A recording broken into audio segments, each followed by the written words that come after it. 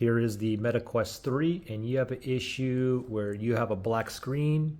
Even though you have a black screen, you know it's on, you can hear it or whatnot, or maybe you can see like the lights on here as well.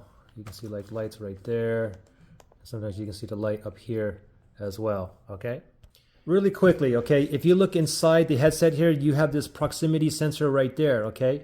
If you got like a new one of these pad or these silicone pads for your face, if it blocks it like even a little tiny bit, you're going to have a black screen, okay? Also make sure when you press in with your forehead, make sure that's not blocking it. Also, your hair could be blocking it too. That's causing a black screen as well, okay?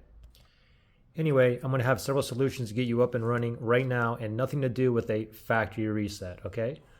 So, the first thing that we're gonna do is we're only gonna look at this power button here on the side, okay? So first thing we're gonna do is we're gonna try to just turn it off, then turn it back on. If that doesn't work, we're gonna do a forced restart, okay? So let's just turn it off first and then we'll turn it on. So let's make sure that this is on first. Let me press the button here.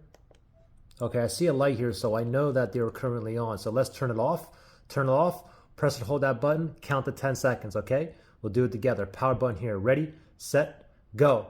1, 2, 3, 4, 5. I just heard it turn off, but keep holding. 8, 9, 10. 10 seconds, let go. And now you just turned it off completely, okay? So now if you turn it off, we're gonna turn it back on, okay? But after you turn it off, you turn it back on, you wanna wait like 20 or 30 seconds, okay? Okay, so after 20 or 30 seconds, you're gonna try to turn it back on now. Power button here, press and hold for like 3 or 4 seconds. Ready, set, go. 1, 2, 3, 4.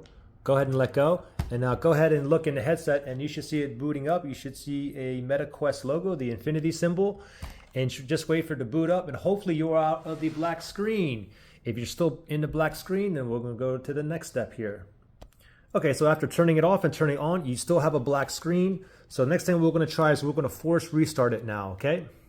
Now to force restart it, we're gonna use that same power button, but this time we're gonna press and hold for a 15-second count, okay? And what's gonna happen if we keep holding it, it's gonna turn off and turn back on by itself. All right, so first thing is let's make sure that the headset is on.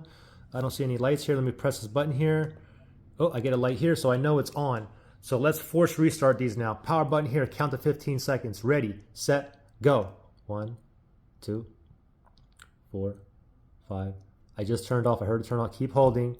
8, 9, 10, 11, 12, 13, 14, 15. Now let go. And now, as soon as you look into the headset, you should see it booting up. And I do see the MetaQuest logo, so just wait for the boots back up and hopefully you are out of the black screen. And hopefully you're up and running now. If you still have the black screen, so the next thing we're gonna do this, okay? We're gonna force restart it again, but this time what we're gonna do is we're gonna plug it in, okay? So give it a little bit of power, plug it in. Here's the power button here. So make sure that it's on first. Let me press this button here. I see a light right here, so I know it's on. Now we're gonna force restart it while it is charging, okay? 15 seconds. Press and hold that power button. Ready, set, go. 1, 2, 3, 4, 5. I just heard it turn off. Keep holding. 9, 10, 11, 12, 13, 14, 15. Now let go and look in your headset. And right away you should see the MetaQuest logo. Go ahead and unplug it. Let it boot up. And now hopefully you are out of the black screen and it is up and running. If it's still not running, you can try to do the force restart a couple more times, or the last option would be to do a factory reset. Anyway, with just these steps here, if you tried all these steps like multiple times, I'm gonna say at least 70% of you guys now have a working screen.